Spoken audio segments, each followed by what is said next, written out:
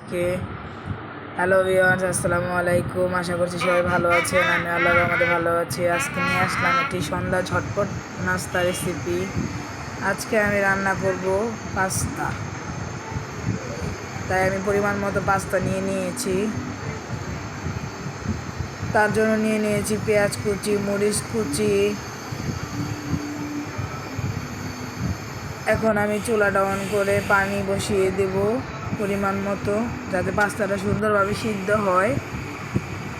পাস্তাটা অবশ্যই পানি বলক আসার পরে পাস্তাটা আপনারা চুলায় দিয়ে দিবেন, আর কি পানিতে ছেড়ে দিবেন। তারপর একটু নাড়াচাড়া করতে হবে, না হলে পাস্তাটা দলা পেকে যেতে পারে।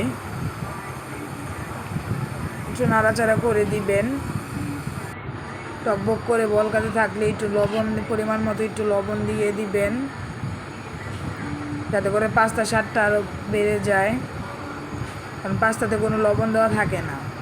আমি পাস্তার মাঝখানে আবার একটু গাজর অ্যাড করে দিয়েছি, যাতে পাস্তাটা খেতে একটু ভালো লাগে, মজা হয়।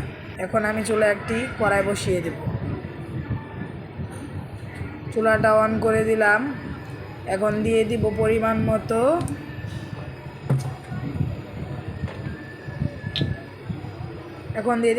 মতো একটু তেল।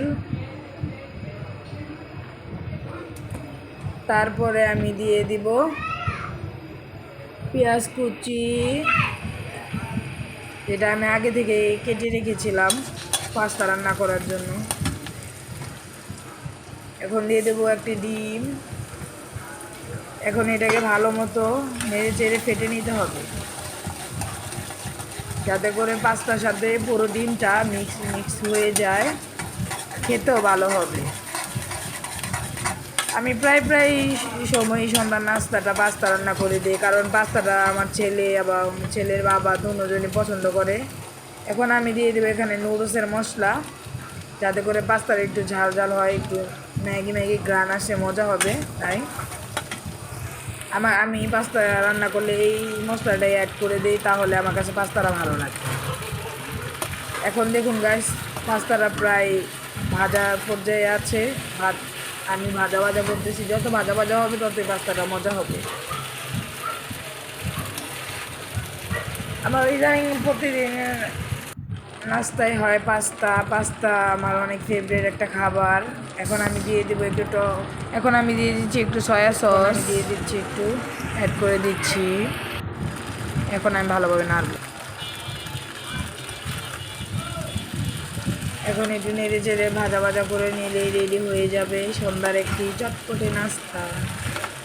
ঝটপট একটি নাস্তা তৈরি করার জন্য পাস্তা একটা সন্ধ্যার ভালো একটা নাস্তা।